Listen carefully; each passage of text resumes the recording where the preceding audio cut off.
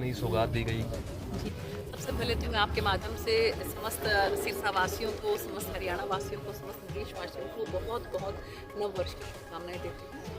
और इसके साथ साथ मैं सब लोगों का आह्वान करती हूँ, सब लोगों को आमंत्रित करती हूँ। माननीय प्रधानमंत्री जी जो 22 तारीख को राम मंदिर का जो है वो शुभारंभ करने जा रहे हैं, वहाँ पर प्राण प्रतिष्ठा जो श्री राम मंदिर की हो रही है, तो उसमें भी आप के माध्यम से सभी को मैं आमंत्रित करती हूँ।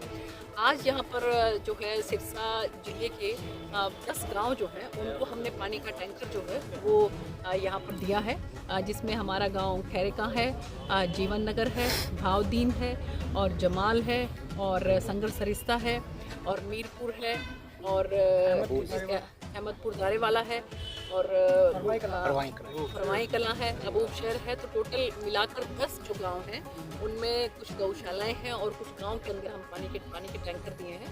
और मुझे लगता है कि ये बहुत अच्छा एक जो है लाभ हमारे ग्रामवासियों को इससे मिलेगा।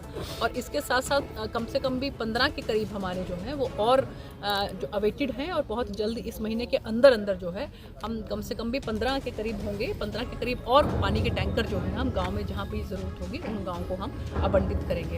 इसके साथ साथ मैं ये कहना चाहती हूँ कि आप लोगों ने देखा होगा कि माननीय प्रधानमंत्री नरेंद्र मोदी जी के नेतृत्व में जिस तरह से विकसित भारत जो है संकल्प यात्रा चल रही है, उसका लाभ जो है हमारे ग्रामवासियों को बहुत ज़बरदस्त तरीके से मिल रहा है। अभी भी मैं बल्कि जो है वो ढाणी 400 यहाँ पर हमारी विकसित भारत की जो यात्रा चल रही थी उसमें मैं शरीक हुई थी। और आप देखिए कि चाहे हम मेडिकल कैंप की बात करें, आयुष डिपार्टमेंट की बात करें, आयुष्मान योजना की बात करें, उज्ज्वला योजना की बात करें और जो राशन कार्ड की बात करें हम और जो फैमिली आईडी की बात करें, तो जो भी हमारे आम कार्यकर्ता हैं, जो आम नागरिक हैं, उनको इन सभी योजनाओं का बहुत ज़बरदस्त लाभ मिल रहा है। और पहली बार जो है एक आम जनता अपने आप को बड़ा सुकून महसूस कर रही है कि कहाँ पर तो जो ऑफिस हैं उनके चक्कर लगा कर जो है वो लोग परेशान हो जाते थे और अब सरकार जो है खुद उनके द्वार पर आ रही है और सभी योजनाओं का लाभ जो है उनको मिल रहा है। जिनको मिल रहा है वो बहुत अच्छी बात है, लेकिन जिनको नहीं मिला है उनको भी अब ये पता लग रहा है कि कैसी कैसी योजनाएं ऐसी हैं सरकार की जिनका उनको लाभ मिल सकता है। तो इसलिए वो भी बहुत जो है भारी संख्या के अंदर इसके अंदर पार्टिसिपेट कर रहे हैं। और मैं आगे के लिए भी आपके माध्यम से ग्रामवासियों को कहना चाहूँगी कि वो थोड़ा सा ये पता कर लें कि उनके गांव में कब आ रही है ये विकसित भारत संकल्प यात्रा, और वो ज़रूर उसके अंदर पार्टिसिपेट करें।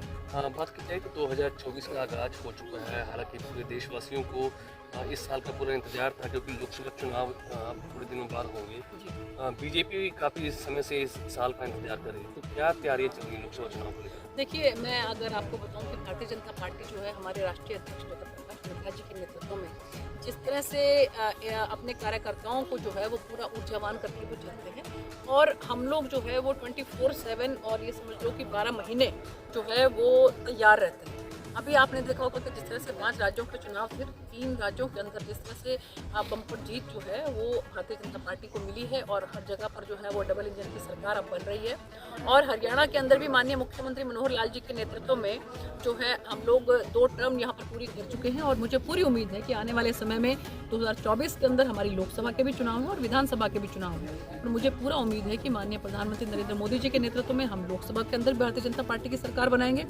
और हरियाणा के अंदर भी माननीय मुख्यमंत्री मनोहर लाल जी के नेतृत्व में हम भारतीय जनता पार्टी की सरकार बनाएंगे। और ये हम अपने काम की बदौलत ये बात हम कह रहे हैं, विकास की बदौलत हम ये बात कह रहे हैं। जैसे आम जन तक हम लोग पहुंच रहे हैं, आज तक पहले कभी भी कोई भी सरकार जो है वो इतनी बारीकी से और इतना धरातल तक जो है वो आम जनता के बीच में नहीं पहुंची है। हमारी सरकार की कोशिश रहती है कि किस तरह से एक आम जो इंसान है उसकी ज़िंदगी आसान बने, ईज ऑफ लिविंग।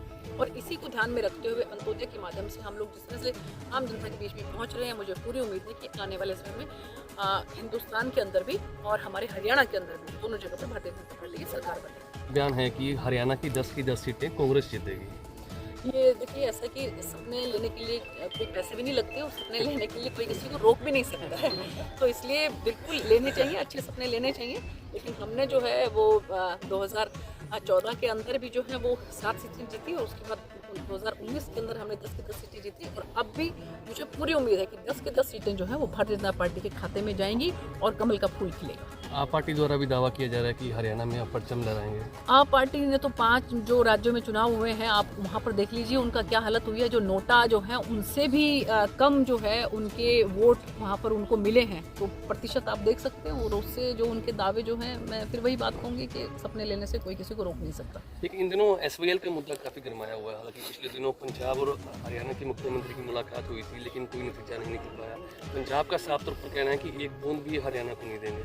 देखिए, ऐसा है कि हमारी सरकार केंद्र में भी माननीय जो हमारे गजेंद्र जी जो शेखावत जी जो मंत्री हैं, उनकी मध्यस्थता में जो है वो दोनों मुख्यमंत्री जो मिले थे, आदरणीय मनोहर लाल जी भी और पंजाब के मुख्यमंत्री जी भी।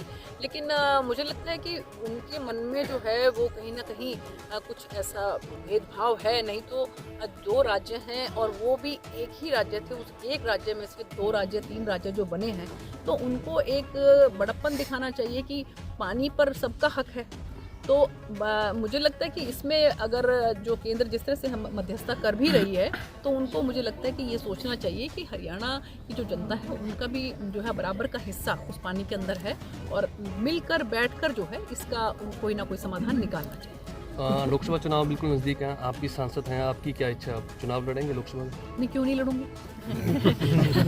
मतलब देखिए कि जब मैंने 2014 के अंदर भी जो है मेरी यहाँ पर बल्कि टिकट जो है वो मुझे मिल गई थी, लेकिन जो है मेरा इस्तीफ़ा जो है, क्योंकि जो मेरी IRS की नौकरी थी, इस्तीफ़ा मंजूर नहीं हुआ था, इसलिए वो टिकट अलायंस पार्टी में चली गई थी। अगर भारतीय जनता पार्टी यहाँ से लड़ती तो मैंने ही लड़ना था 2014 में, और लेकिन हमारी जो अलायंस पार्टी थी उसको चली गई थी ये सीट, उस पर 2019 में मैंने चुनाव लड़ा। तो जिस तरह से जनता का भरपूर समर्थन और प्यार मुझे मिल रहा है, तो मुझे लगता है कि जनता की भी बहुत इच्छा यही है कि मैं यहाँ से फिर से लोकसभा का चुनाव लड़ूं, और मुझे भी उम्मीद है कि मैं लोकसभा का चुनाव यहाँ से लड़ूंगी।